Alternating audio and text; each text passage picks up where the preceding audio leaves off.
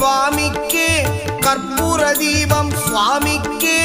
ஐயப்பன்மார்கள் கூறிக்கொண்டு ஐயனை நாடி சென்றிடுவார் சபரிமலைக்கு சென்றிடுவார் சுவாமியே